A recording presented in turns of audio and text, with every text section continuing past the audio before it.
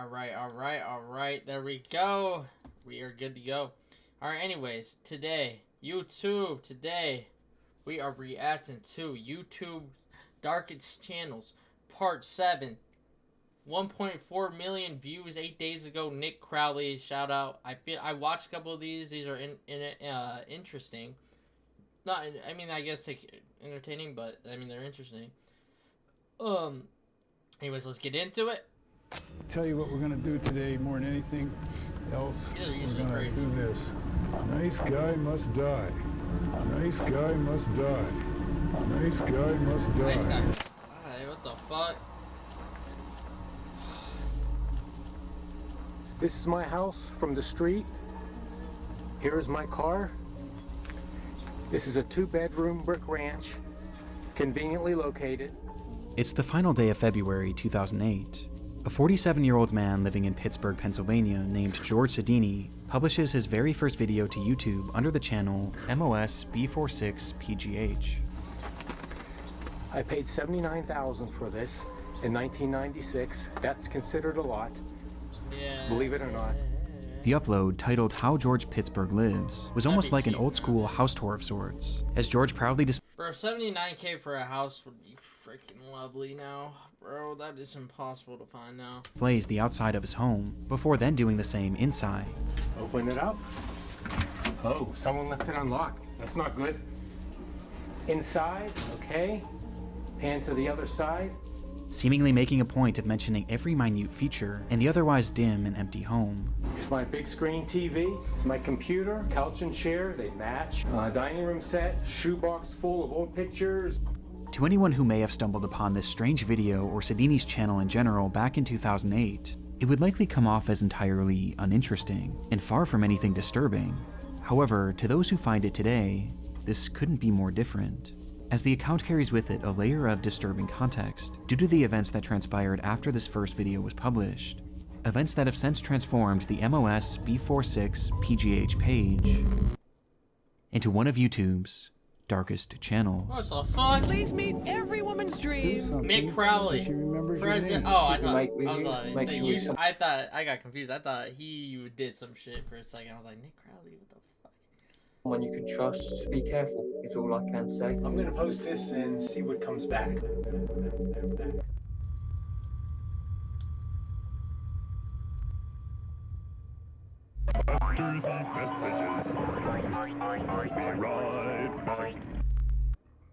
I'm sure most of you guys have heard about the TikTok ban at this point. And honestly, there's something about it that's been bothering me. Do I need a You are snipe? pretty much Do I need a snipe? ban TikTok access to leaving a protection Laura. personal. Little hallway. Where's an app? Little hallway, 2 bedrooms. 2 bedrooms. To the right is my bedroom. Okay, Without any damn. context, it's hard Bro, yeah, old shit looks so compy. Like, this TV's comp, bro. I don't give a shit. to know what the purpose of George Those Sedini's chairs, too, are comp. first video was. No, actually, those are ass, bro. Those suck to sit in. Your ass was hurt all the time. If it even had one at all, the entire thing just It's felt just nostalgia. so random. But within the footage itself was one clue that hints at the fact that George actually had a very specific reason for uploading this, with that clue coming in the form of a book on his coffee table. Okay, come over here. There's some reading material that we're all familiar with. It was called How to Date Young Women for Men Over 35, which the was about fuck? as creepy as it sounded. Yo, what the fuck is this guy on? Today is a 51-year-old. Bro, I always be seeing game shows like come back in the scary videos, bro. There's a bunch of sneaky fucking shit that would go back in the day on these TV shows, man. They just want entertainment. That's all it's about. They were the first form of entertainment, realistically. Bachelor who says if you're a single woman over 30, you're a dating has-been. Please meet every woman's dream, Don Steele.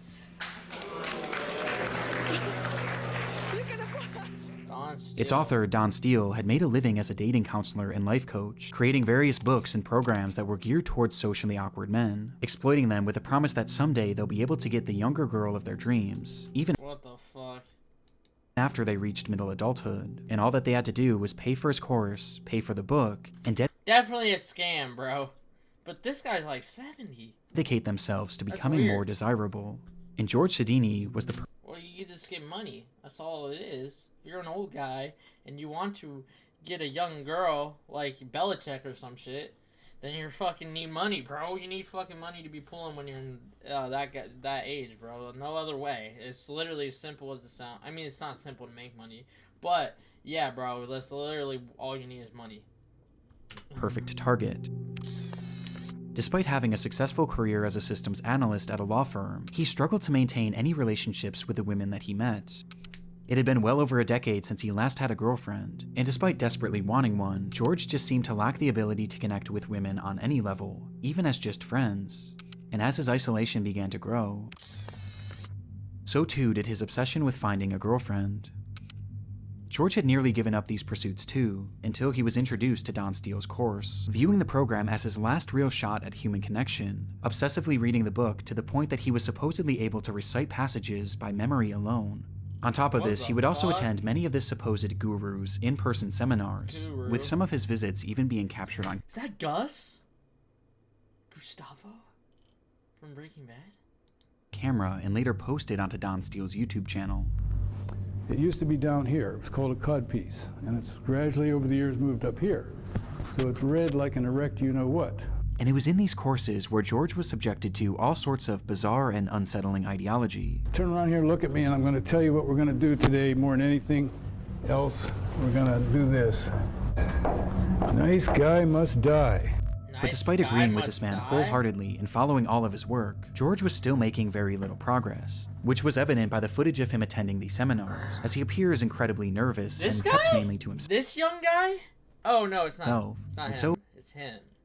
recognizing that George had much to improve on, he was given an assignment by one of his instructors. He was told to film a video of his house, so that the instructors and everyone else in the class could see if he was really making himself and his environment desirable enough to any woman who might come over. What the fuck? So you uploaded it on YouTube? Or was that the only way you could like see videos or share videos back in the day? Okay, couch and chair, they match. The woman will really be impressed. Stop teasing me. Stop teasing me. I could change your life so easily. Begging you to say, but you're leaving me. Leaving me. Got girls and leave me. Alright, sorry. Knowing this, the footage feels so much lonelier, as it was almost like he was trying to sell his way of living as being good enough for a partner that he was really no closer to finding. There's something so depressing about it. And this wasn't his only video. What else? It is easy for me to hide from my emotions for one more day. Take a long drive in the car, listen to some music, daydream, or just do some mundane task around the house that really doesn't need to be done, that's not too important. And there you go, one more day, and one more day turns into one more year. Months later, on June 23rd, 2008, George would return with an upload he had filmed inside of his basement, and in it we get more insight on just how severe his isolation had become, though he still held on to Isolated? He isolated himself? a sliver of optimism thanks to Don Steele's course. Now, RDS says that I have approximately maybe 15 more years to be successful at this.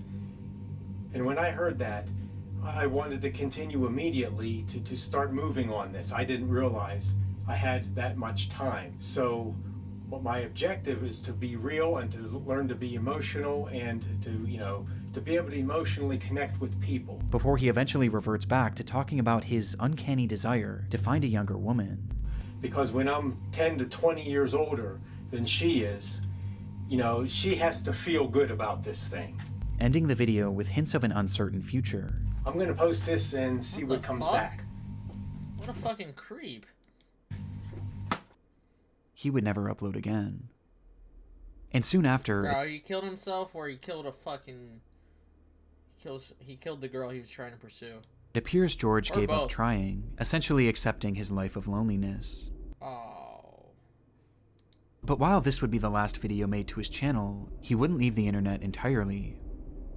Soon after this final video was posted, a website was launched called GeorgeSidini.com, which served as a place for George to blog about his Why do this to young girls? Just read below. I kept a running log that includes my thoughts and actions after I saw this project was going to emotions. And while something like this could have been beneficial for him. This Wait,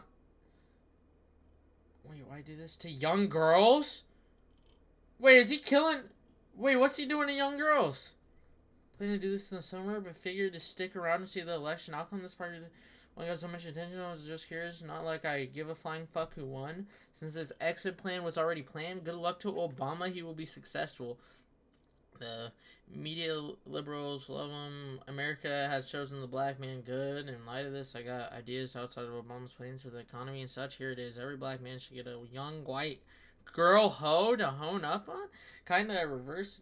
That's about timetables are turning on that. Okay. More so than they did the white dudes. Every daddy knows when he sends him to a little girl to college, she be banging a brother. What the fuck? Black dudes have their choice of best white huss. You do the math. There are enough this young website white, so all the brothers can each have.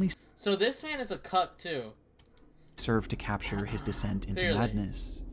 An immediate red flag was raised by the very first text you see on the website, as George wrote, "Why do this? To young girls? Just read below. I kept a running log that includes my thoughts and actions. After I saw this project was going to drag on," with the line serving as some sort of bizarre disclaimer, though with no other context. George's entries began. December 22nd, 2008. Time is moving along. Plan to have this done already. I will just keep a running log here as time passes. Many of the young girls here look so beautiful as to not be human. Wait, very edible. I missed something. For surely, I'm sorry. Project was going to drag on. I kept a run, as George wrote. An immediate red flag was raised by the very first text to capture his descent into madness.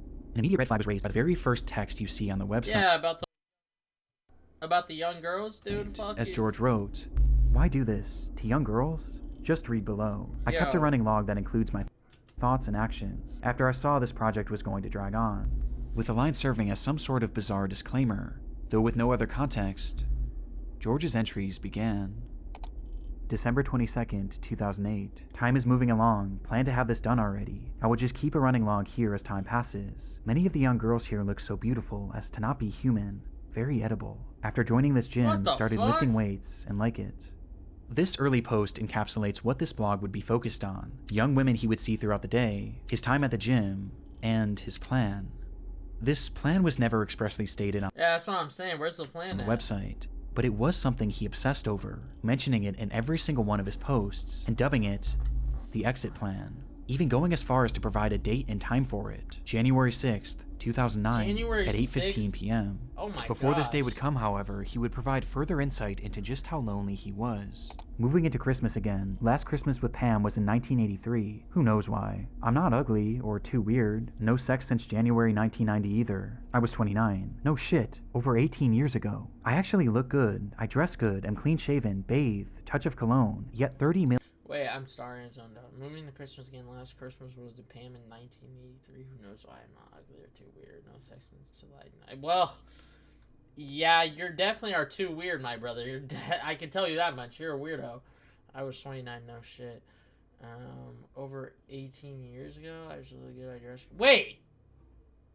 He was 29, so now he's old ass. Million women reject me over an 18 or 25 year period. That's how I see it. 30 million is my rough guesstimate of how many desirable single women there are.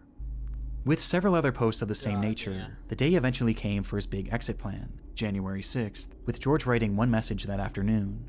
"I can do this. This log is not detailed. It is only for confidence to do this. The future holds even less than what I have today. It is 6:40 p.m., about an hour and a half to go. God have mercy. I wish life could have been better for all, and the crazy world can somehow run smoother." Whoa, what do you mean? It's 6:40, about an hour and a half to go. God have mercy, I wish life could be better for all. The crazy world can somehow run smooth. So what's he gonna do? He's trying to get the whole world going, or what? Despite this appearing to be his final post, George Sidini wasn't quite finished, as he would come back only hours later, writing simply, "It's 8:45 p.m. I chickened out. Shit. I brought the loaded guns, everything." What the fuck? So he was gonna fucking do a mass shooting on him. George Sidini had been planning that day. He was gonna do a mass shooting. It was clear that his exit plan was something incredibly disturbing, and based on his use of guns, plural, it was likely not just an exit plan for himself. Yeah. But thankfully, he didn't go through with it. In fact, he seemed to have dropped the plan entirely, as months would go by without any update to his blog. Though this wouldn't last, as in April of 2009, he began posting yet again, with these entries being even more disturbing. July 23rd, 2009. Wow, I just looked out my front window and saw a beautiful college-age girl leave Bob's house across the street.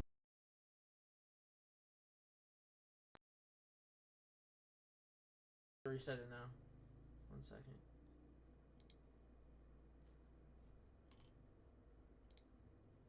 Speakers. Are we good? Are we good? Are we good?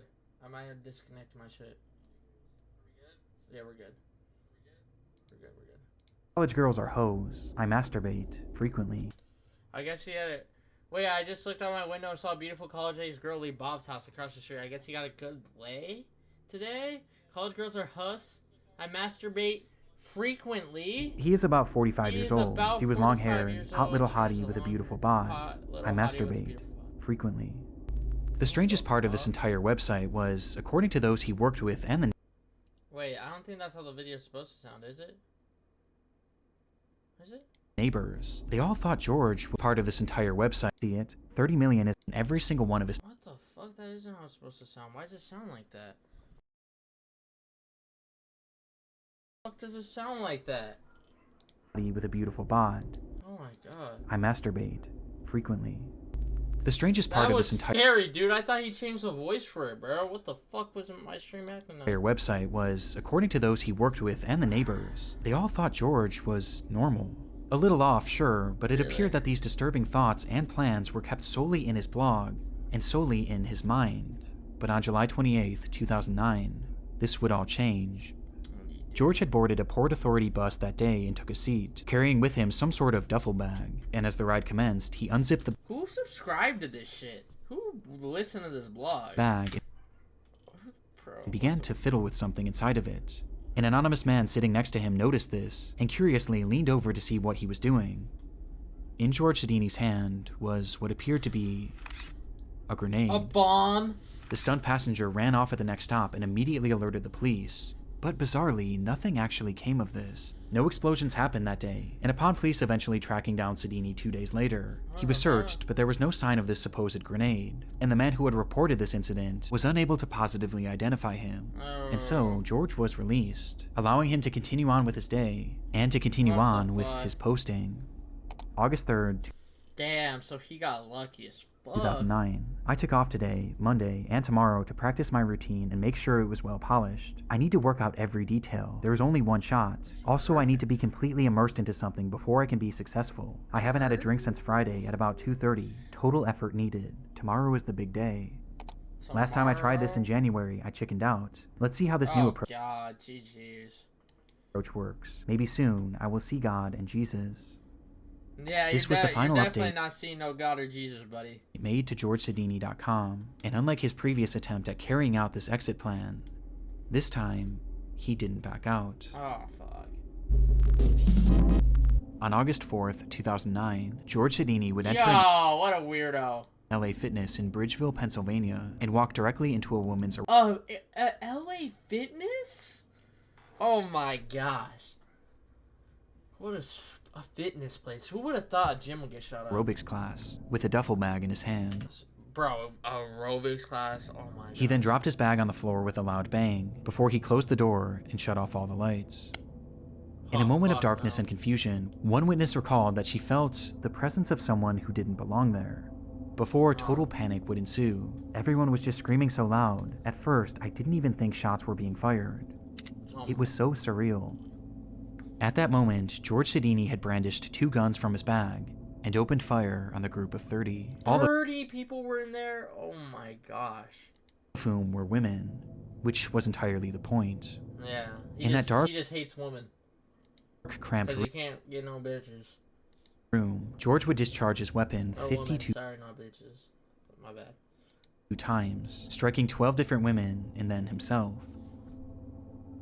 Of the injured, 49-year-old Elizabeth Gannon, 38-year-old Jody Billingsley, and 46-year-old Heidi Overmeyer would tragically lose their lives, while the others were left with permanent injuries, both physical and mental. Bro, so either, yeah, you're disabled or you died, bro. That's so sad. It wasn't hard to find a motive. George had spelled it out right there in his blog. Oh, He bro, desired you already women so knew. much that his inability to ever gain a real connection with any of them turned his infatuation into pure hatred. And this is how he wanted to make them pay.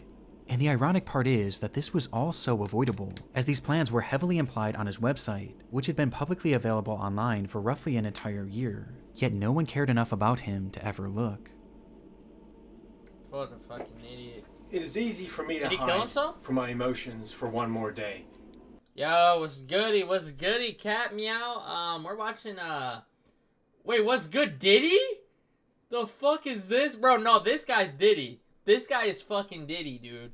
This shit's actually scary, bro. Yeah, bro. No, we're watching some YouTube's darkest channels, but shout out, man. I promise this isn't gonna go on for much longer. This guy's channel is pretty good, though. Yeah, bro. Yeah, bro. It's got 1.8 on. It's got 1.4 million views on YouTube, brother. But yeah, this guy right here is Diddy. What you mean I don't fuck with Diddy? Of course I don't fuck with Diddy. You fuck with Diddy? You like Diddy? I don't like Diddy. But we know now, George's channel is highly disturbing, as it shows us a glimpse into a mind on the verge of completely snapping. Hell yeah! Oh my gosh! What a... All right, bro. A last gasp attempt at Team Diddy. So you want Diddy free? You agreed with what Kanye said? achieving normalcy by a person who would go on to become a He was framed. Ooh, who was he framed by? monster when he didn't get what he wanted. Yeah, Just everything I need. This guy's crazy. Well, that about sums it up. Eminem? Wait, tell me more. I have not heard about this. Tell me more. Hi guys, I am with Louis. Okay. Next video. I gotta take a piss before we watch the second video. I gotta take a fat piss. I'll be back.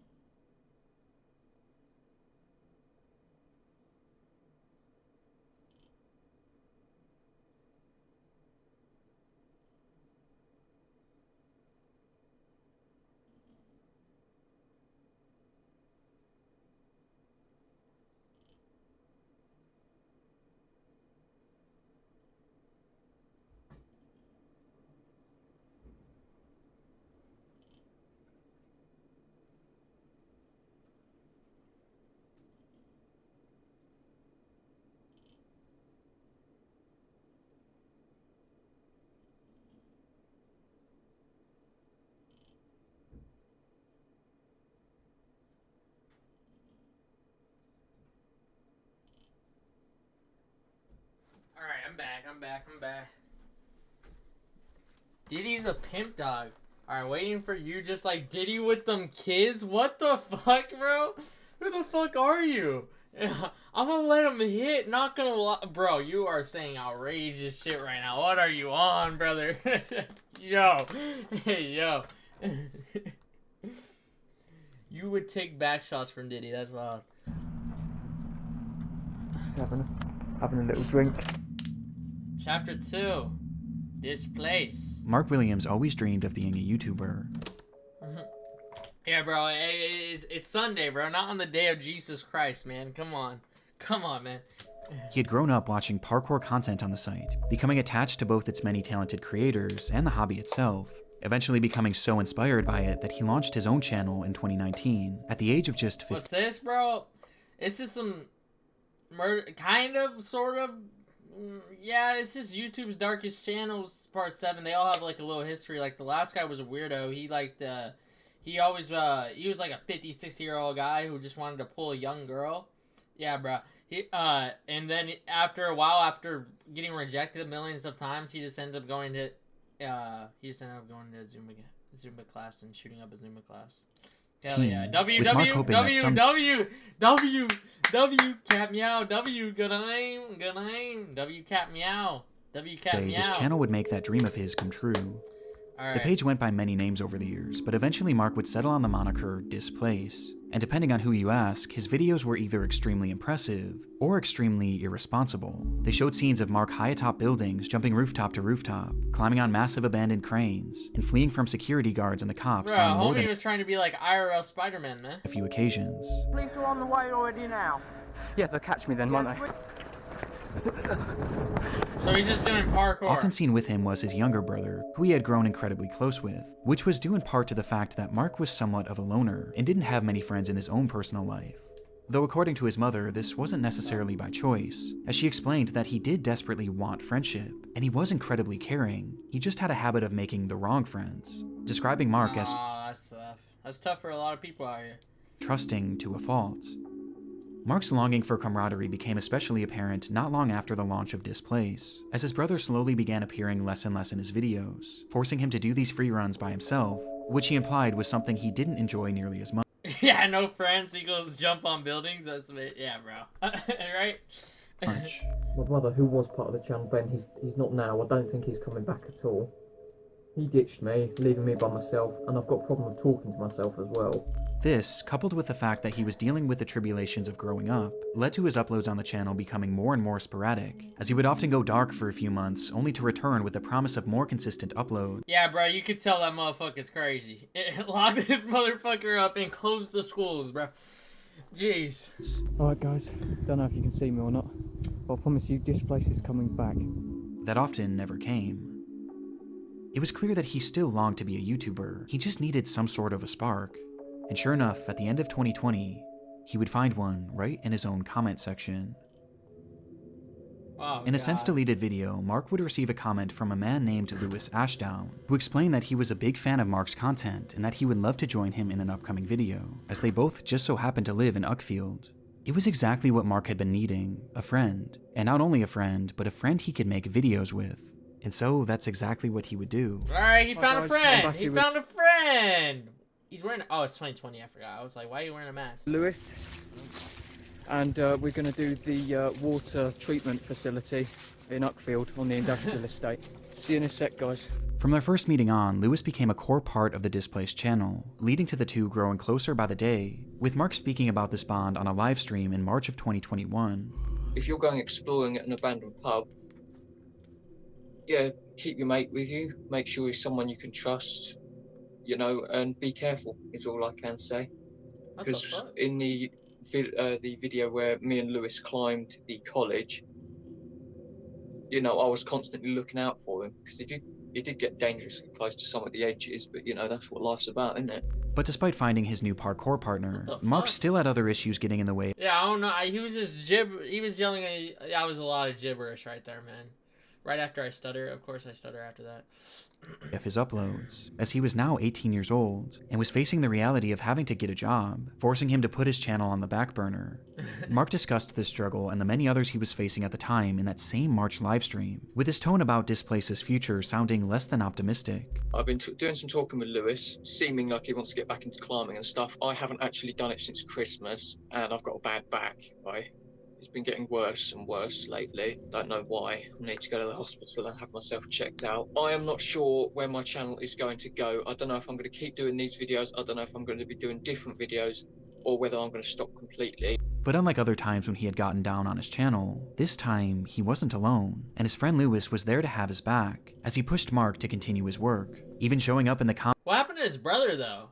My guess is he killed his brother. Comments of this livestream under the name Moral Unknown, where he went as far as to offer up a potential location that they could film their next video in order to yeah, bro.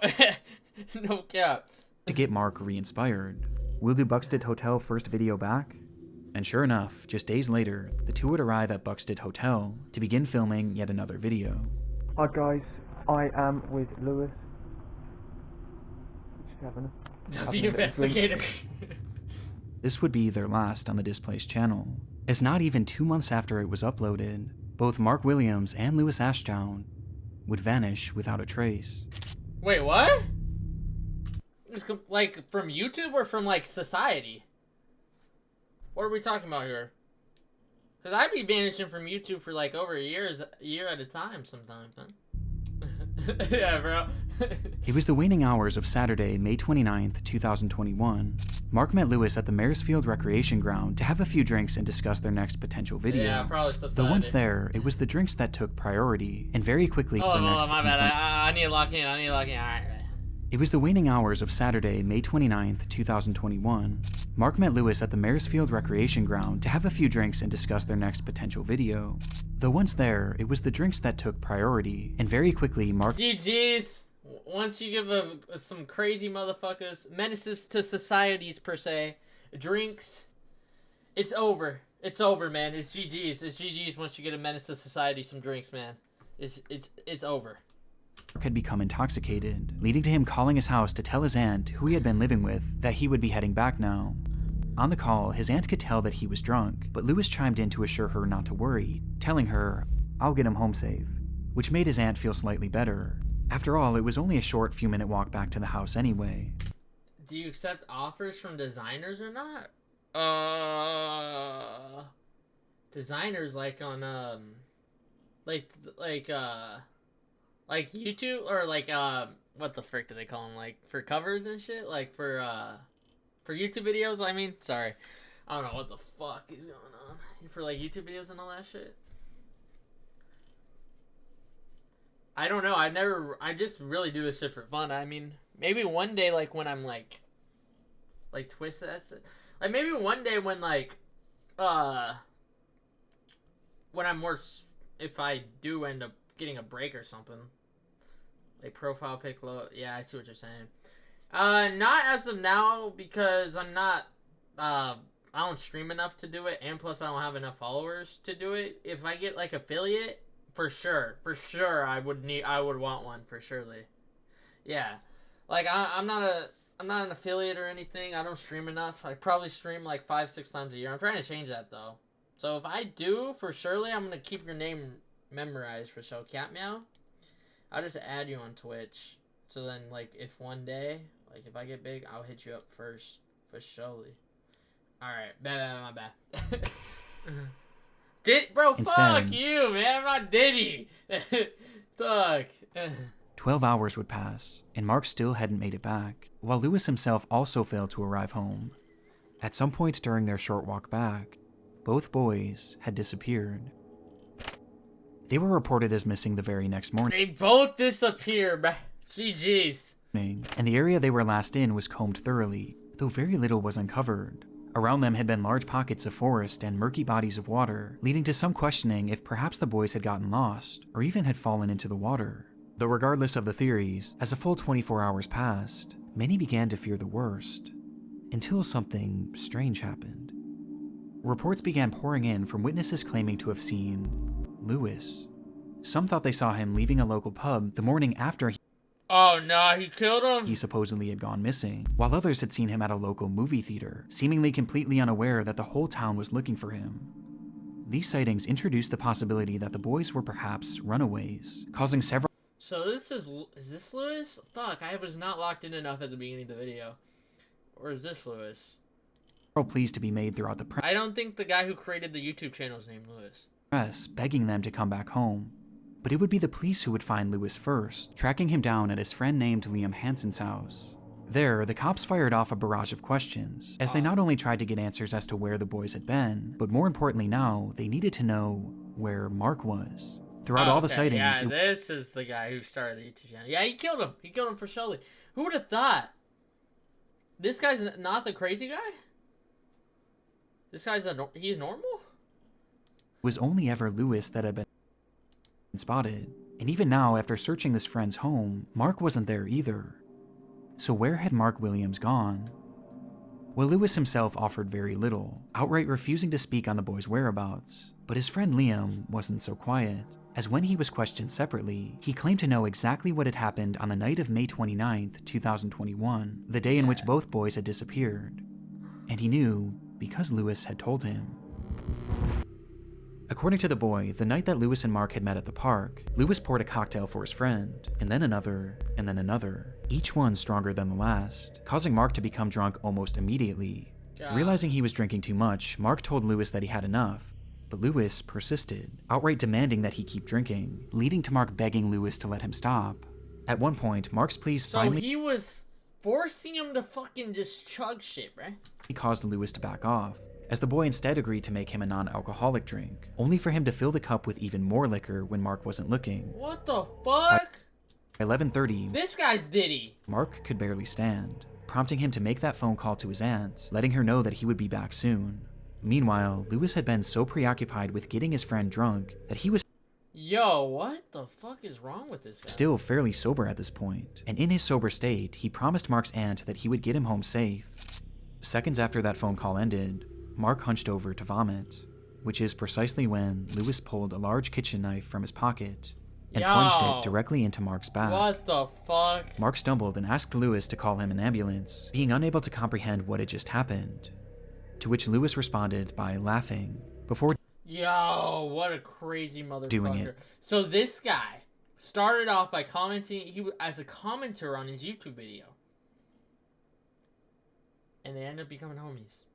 And he just ended up turning out to be crazy. Again, and again, and again. Fuck. This is what Lewis had told Liam in the R.I.P. Mark, man. days after the alleged attack. But as Liam recounted the story to the police, he made it clear that this wasn't just a tall tale, as he had actually seen it for himself. When Lewis had told him the story, he pulled out his phone and put it up to Liam's face, revealing that he had filmed the entire ordeal. And sure enough, when police searched Lewis's devices, they would find that footage, though it was far worse than they ever could have imagined. Yo. On Lewis Ashdown's cell phone were 7 total videos depicting the attack, with the footage spanning nearly an hour in total.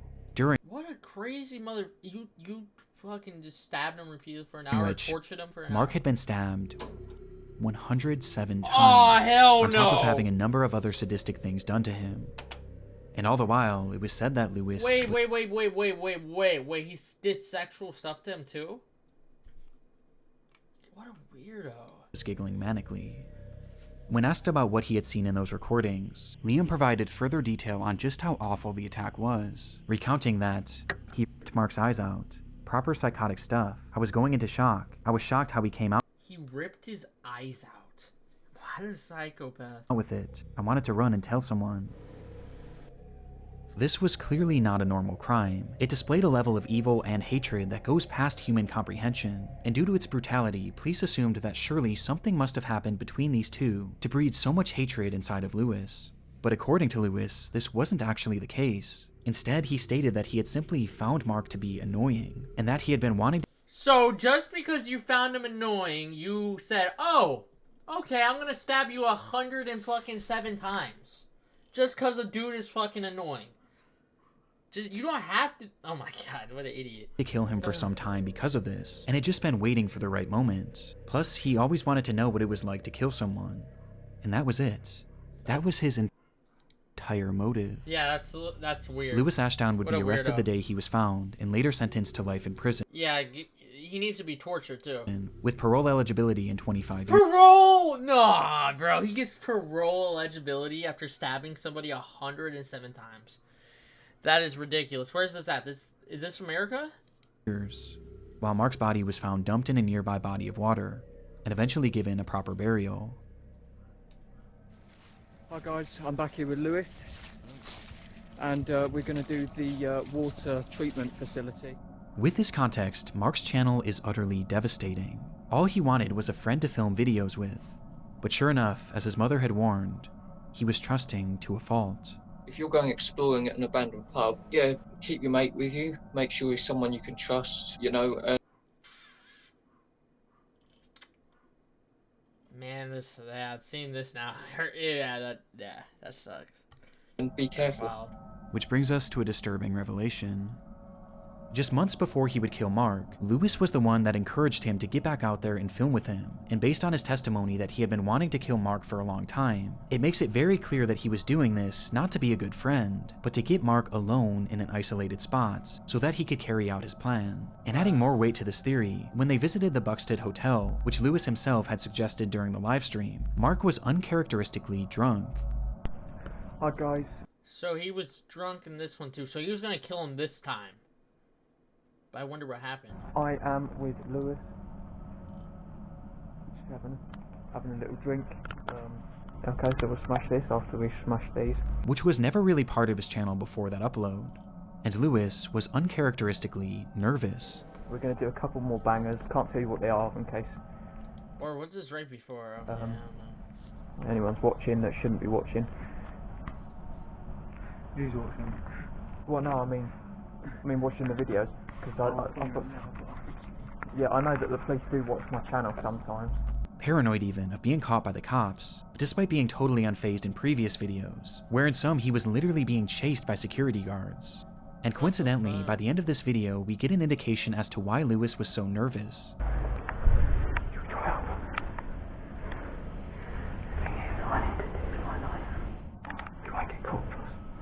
Because he had been carrying a knife.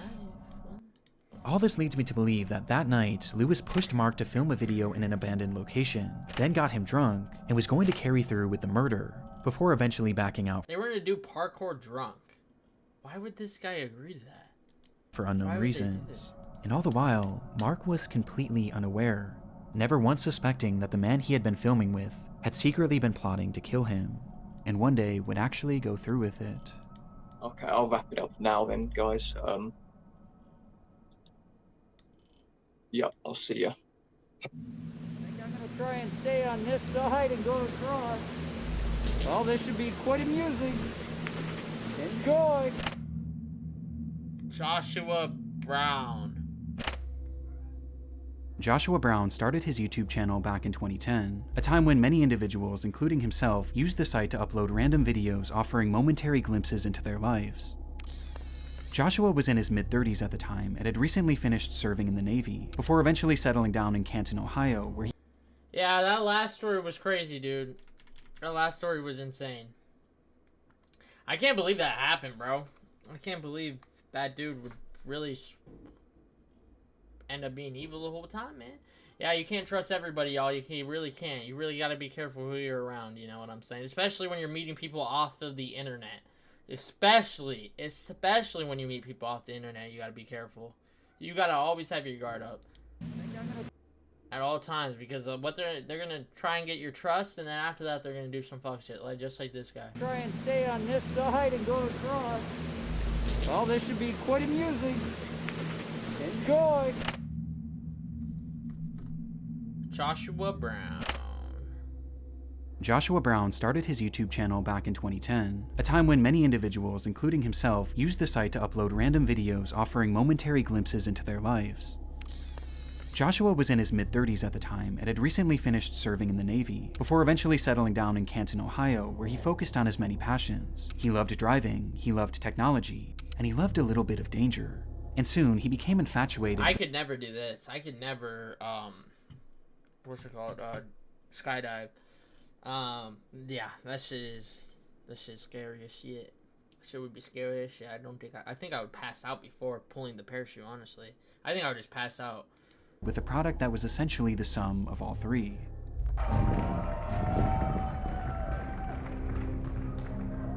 All three whips. For Joshua, these electric vehicles were a technological marvel and the future of the automotive industry, and he dreamed of one day having one. With that dream eventually coming true in 2015 when he would purchase his very own Tesla Model S that would eventually become... That has to be one of the first ones bought then. That was 2015.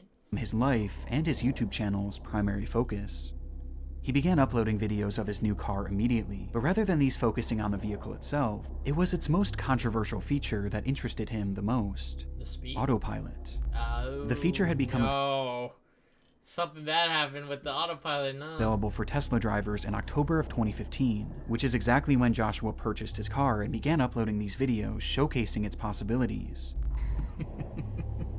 It takes all the stress out of it. Get to your destination slightly slower, but hey, at least now you don't have to worry about anything. It's just let it go. He wanted to essentially be a pioneer, providing an overview of what self-driving was I like driving though, so I don't really feel the need for that. Really all about, breaking down the specifics and showcasing a variety of unique I situations understand though, you're trying to chill. that you might find yourself in if you were to use this driving mode yourself. This section in here is going to be very, very difficult for the car to handle. We're filming this just so that you can see scenarios where the car does not do well, so that you've got something to judge off of it when you're driving on your own. And he tried to make a point of doing so safely, as he never used the camera behind the wheel, and always had someone helping him to avoid any accidents. But despite his focus on safety, it was clear that he was pushing the capabilities of this brand new technology, as at this point it was still in its infancy, with one of the more glaring red flags being the placement of his hands. Here we are, stopping road traffic on 271, and geez, car's doing it all itself. Just not on the wheel When at Joshua all. was shown driving, he hardly ever had his hands on the wheel, as he said he wanted to get the true experience of self-driving. This was something that Tesla had actually adamantly advised against, and even had Yeah, that's smart, yeah. Yeah, I don't know how you couldn't, yeah. visual and audible warnings if it detected that your hands were off the At that point, it's just like drive, right? steering wheel. But Joshua seemed to find a workaround, as he instead used his legs to avoid tripping the sensor, while keeping his hands close by, ready to grab the wheel in case of an emergency. Avoid awfully adamantly advised against, and even had visual and audible warnings if it detected that your hands were off the steering wheel. But Joshua seemed to find a workaround, as he instead used his legs to avoid tripping the sensor, while keeping his hands close by, ready to grab the wheel in case of an emergency. How I actually do it is so that it is really actually hands-free, is I keep my knees up, because the tack works pretty good, but I can still get my foot down to a brake, and just keep it like this, because you can react so quickly. It was clear that Joshua truly believed that this car that was driving him was safe, and this belief was only that's strengthened crazy. on April 5th of 2016. That day, Joshua had been driving his car on the interstate when a large truck suddenly merged into his lane, with its driver not even seeing his car. Oh, and before God. Joshua could even react, the autopilot kicked in and veered out of the way, avoiding what would have been a certain collision. Oh my god. Amazed by the event, Joshua would upload dashcam footage of the close call to his YouTube channel, where he praised the vehicle's response. Tessie did great. Excellent job, Elon. This video would immediately go viral, exploding to over 4 million views? Holy shit, so this is one of the more popular million views between the two versions that Joshua had posted. But while the response to this video was overwhelming, especially for a channel that was accustomed to Philly's D sent me here. What? getting just a few hundred views, there was one response in particular that impacted Joshua the most. As Tesla Owner video of autopilot. Oh, he reposted it. Oh no, Elon. Tesla's owner, Elon Musk, would repost the video on Twitter. Stunned by the tweet, Joshua would later state, "For something to catch Elon Musk's eye, I can die and go to heaven now." What the fuck? Why do people worship people like celebrities, bro? Why do people worship celebrities? Like to this extent. Like, Jesus Christ. Like, I love LeBron. I love LeBron. I love, I guess Drake. I don't know. I love but I would never go to this extent. I can die and go to heaven now. He had no way of a response, actually, but like you never know. Some people say that shit like in sarcasm, like obviously they didn't really mean it. knowing then. But this would not be the last time that Elon Musk would tweet about him, though his next feature would be under much different circumstances. Wait, what? No. Autopilot during a recent fatal crash that occurred in a. Oh gosh. It happened just 1 month after Joshua R.I.P., bro. Brown's video had gone viral. He was driving on Highway 27 on a clear sunny day at approximately 4 p.m. With open road ahead, Joshua turned on his trusted autopilot, and it stayed in autopilot mode for over half an hour, as at this point, his trust in the car was higher than ever, causing Joshua to seemingly lose focus on the road, as he was quickly coming up on an intersection where a massive 18-wheeler had been turning left, blocking Joshua's entire lane. Joshua was seemingly so unfocused that he didn't even notice it. Even stranger, the car itself didn't detect this either, despite the entire trailer being horizontal in their lane. This was due to its pure white body, as the sun was shining so brightly against it that, for whatever reason, it became invisible to the self-driving AI. and with neither Joshua nor the car registering the danger that they were in, the vehicle would strike the trailer, going 74 miles per hour. Wow, GG. There were no attempts by Joshua to even move the steering wheel, and the brakes hadn't so much as been tapped. The collision happened at full speed, and it happened so fast that the car drove straight through underneath, shearing the entire top of the vehicle off. Yo. Gee, bro, was he... Yo, he had to have been decapitated, huh? And continuing driving full speed down the road. It kept driving! Before it would eventually crash to a halt. When the driver of the truck rushed over to see the damage, Joshua Brown was already dead, and the truck driver could hear nothing but the sound of Harry Potter. You can own it on DVD and video. The adventure is bigger. The magic is stronger. Wow. Harry Potter. Discovered in Joshua Brown's car was a DVD player, which many believe Joshua had used to watch Harry Potter while on that drive. So he was just watching a movie while driving, or while being an autopilot. Thus explaining why he never reacted to the impending collision. Now this is something that has been disputed by his Bro, you can't have hell no. family, and ultimately it doesn't seem to have been fully proven or disproven. But in the end, the fault of the accident was placed mainly on the driver of the truck, who had made that left turn, and Joshua Brown, who had failed to pay attention to the road, as it was revealed that during his 37-minute drive, he only had his hands on the wheel for just 25 total seconds. Wow. Joshua Brown always wanted to be part of the innovation of Tesla's autopilot, and in doing so, he wrote himself into the history books as being the first person to ever perish in a self-driving accident. And while this is no doubt a tragedy, his death has led to numerous safety improvements and a better understanding of the self-driving technology that he had given his life to study. I feel like I've heard about that story before.